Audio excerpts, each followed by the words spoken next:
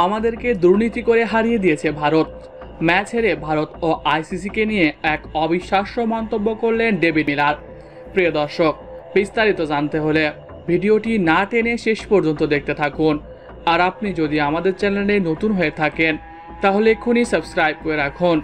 আর ইতিমধ্যে সাবস্ক্রাইব করে থাকলে আপনাকে অসংখ্য ধন্যবাদ। আজ রাত 8:30 বিশ্বকাপের ফাইনালে মুখোমুখি হয় ভারত ও দক্ষিণ আফ্রিকা। এদিন টসে জিতে আগে ব্যাট করার সিদ্ধান্ত নেয় ভারত। আগে ব্যাট করে বিরাট কোহলির 76 রানের উপর ভর করে 176 রান সংগ্রহ করে ভারত। জবাবে ব্যাট করতে নেমে জয়ের আশা জাগালেও খুব কাছে গিয়ে হেরে যায় দক্ষিণ আফ্রিকা। তবে ম্যাচ হেরে গেলেও এবার ভারত ও আইসিসিকে নিয়ে এক অবিশ্বাস্য মন্তব্য করেন দক্ষিণ আফ্রিকার ব্যাটার ডেভিড মিলার।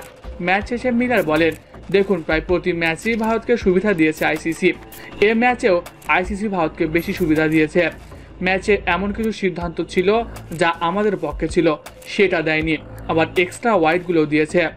শেষ ম্যাচে যা করলো এটা তো আপনারা সবাই দেখলেন। আমি যে বলে আউট হয়েছি ওই বলটি প্রায় নো বল ছিল, সেটা তারা একবারও চেক করে দেখলো না। আমরা অনেকবার বলেছি আউট চেক করতে, সেটাও তারা দেখেনি।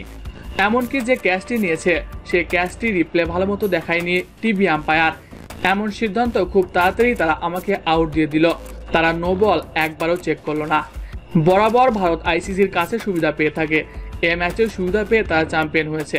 ভারত যোগ্য দল হিসেবে চ্যাম্পিয়ন হয়েছে, তাদেরকে শুভকামনা জানাই। তবে আগামীতে ক্রিকেট খেলাটা যেন ক্রিকেট মাঠের মধ্যে সীমাবদ্ধ থাকে সেদিকেও নজর দেওয়া উচিত আইসিসির।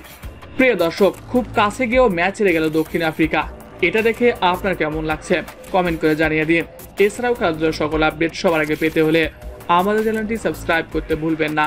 ধন্যবাদ সবাইকে।